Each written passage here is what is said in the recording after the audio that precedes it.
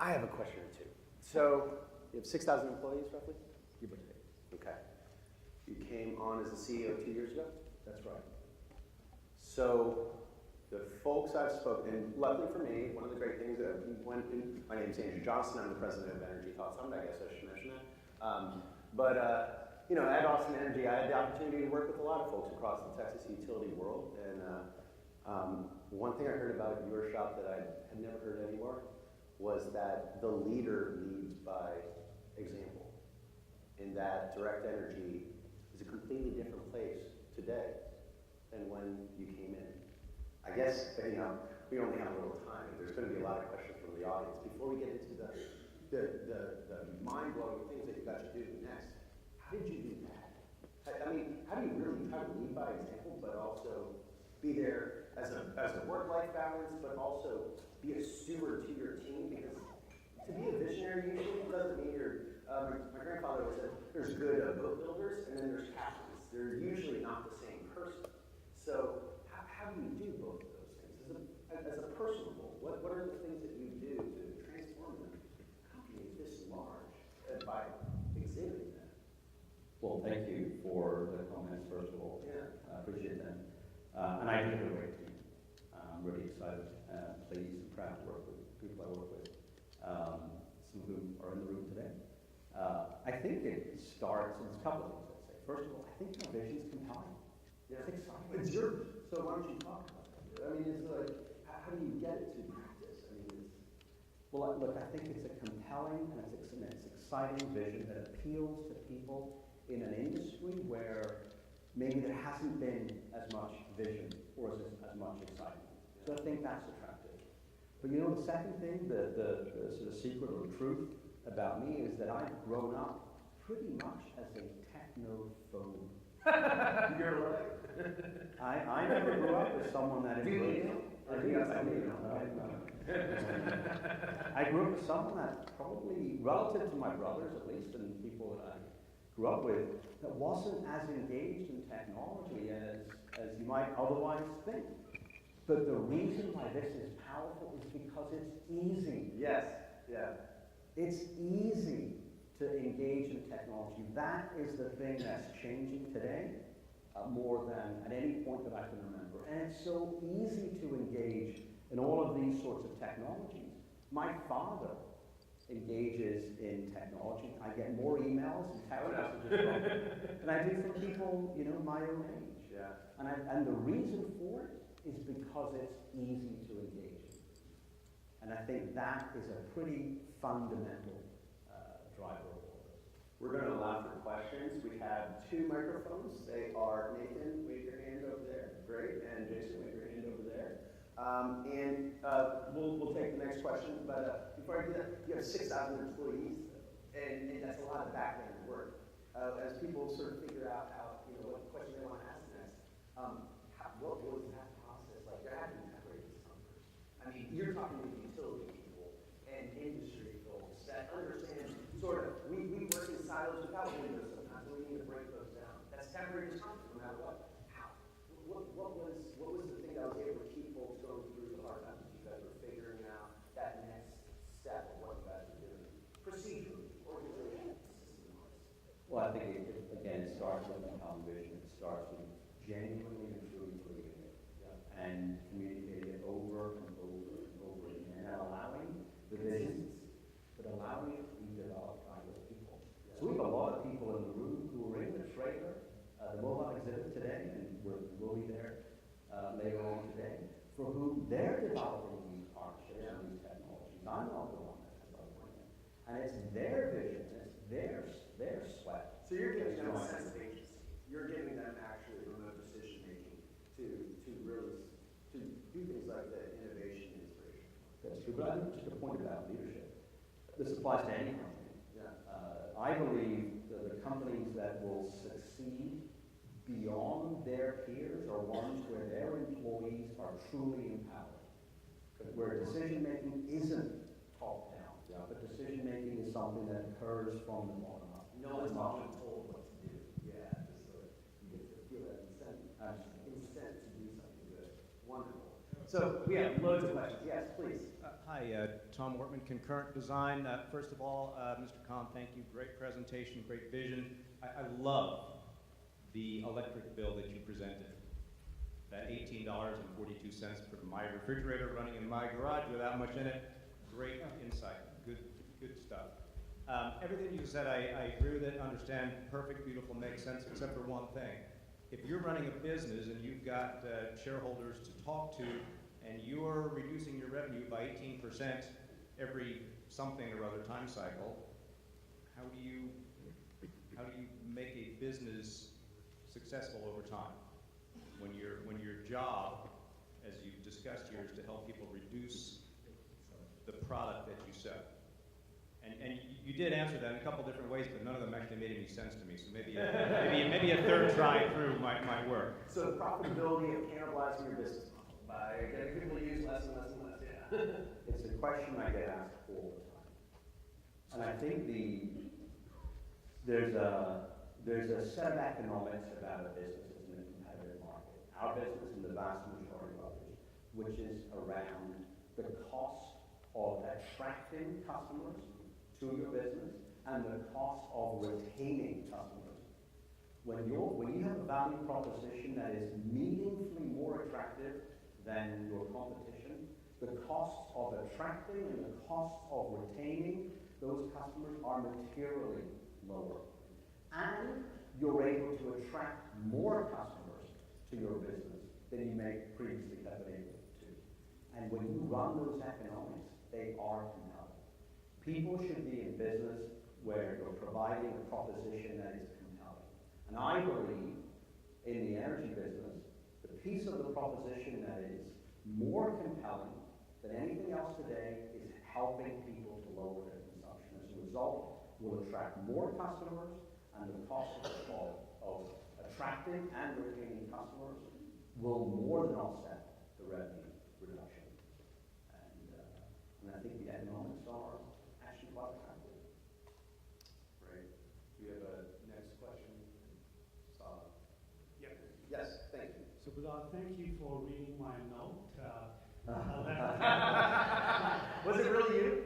I left Canada yesterday, and I think the grid's breathing a sigh of relief. Just to follow up on the gentleman who was asking me that question about the vision, when you have this competitive landscape of retailers that you're competing with every day, would it be fair to say that all the differentiation tools that you talk about are already there, particularly appliance level monitoring? And I always get personally concerned about that in terms of privacy. And I work for a utility in Ontario. So the question to you is, as you look 5-10 years down the road, what would be your key differentiation strategy? Because appliance level monitoring, giving detail, bill breakdown, all of that has been done. What's the next big thing for Direct Energy and perhaps all the other retailers in the room? If you don't want to share competitive secrets with them, I can understand. You know, I think that, well, thank you for writing the note. It wasn't me that wrote the note. You know, the point I made earlier about the technology that we're seeing today is more engaging is an incredibly important point. We've all got programmable thermostats in our homes, all of us, or almost everybody in the room, but no one knows how to program it. I never knew how to program it. Okay, I was a technical argument. But the vast majority of people didn't actually know how to program it. It was It's like too the hard. VCR, the 12 fashion of the VCR these days. Yeah, I've got a remote control in my house, but it's a frightening experience to go close to it.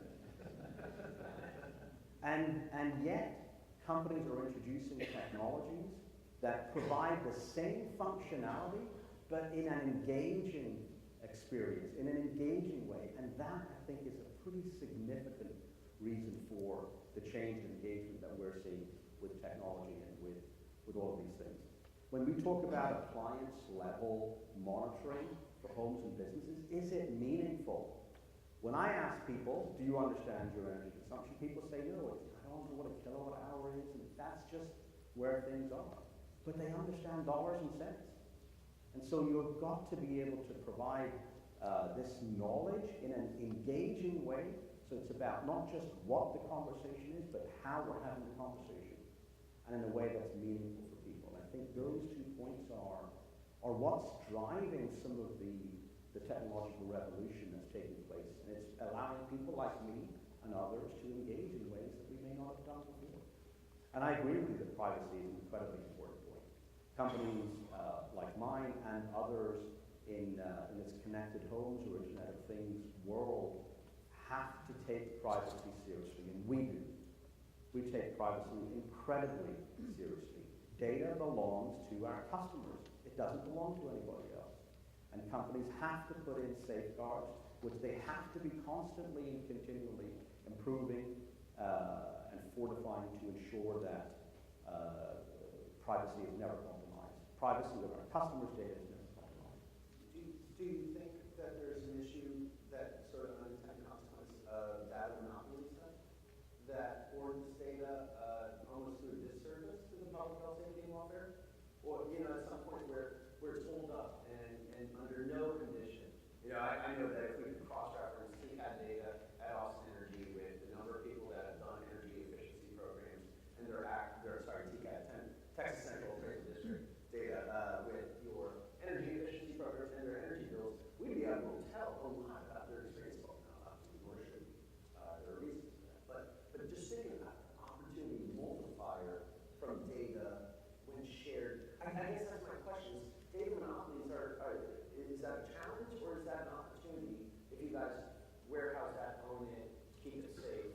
Is that also an opportunity to do something else? Well, look, I think as long as you start with the premise that the customer's data is their data, Yes. not someone else's. And, Yes. and That's something that's one for automated marketing. That's right. Unless you get permission from that individual customer to share the data, you should not be sharing it. So Facebook seeing that says, hey, do you want to share data and all that? So would you guys ever have a little play, hey, we can share data with third-party apps that will enable you to do X, Y, and Z in the future? I mean, is that somewhere where you guys can migrate to, where with the consumer's consent, you enable that data, certain non-user identified data to be shared? Look, we could probably have a whole conference for a week on Yeah, so you're right, you're right. Okay, George, please, yes. Hello, I'm George Koutiras Hi. from Gridmates, a startup company in the transaction energy space. My question is, now we are living in the second generation of smart grid. The third generation, most of the people say that it's going to be user-centric, customer-centric. So what are the new services that you see that Direct Energy will provide to the customers, except of the smart grid and the disaggregation that you presented? Beyond the smart building? Yes, on the third generation of smart grid. Well, I think that first of all, we've got to scale this offering of disaggregated billing and being able to get an energy bill that looks like a grocery bill. That's a vision that we intend to deliver, and I expect that others will follow, and others will, including ourselves, will develop. That doesn't exist today. Not in a way that's engaging and meaningful, and in a way where people can actually take that knowledge and do something with it to benefit themselves. So I think it's a very, very significant opportunity, and one that I think when my company and others deliver that proposition, our people will benefit. I think there's a tremendous opportunity around distributed generation. Truly, whether it's distributed, whether it's storage, we touched on storage, I know, and the conference you'll touch on storage a lot more today, but I think that opportunity is also vast. And I think we'll keep this all going for a very long time to come. And it's a proposition that is attractive. People understand the proposition and how it meets their needs. And I think that's, whenever we talk about business models or propositions, we've got to start with, do customers value it? Will they value it? And will they recognize that value?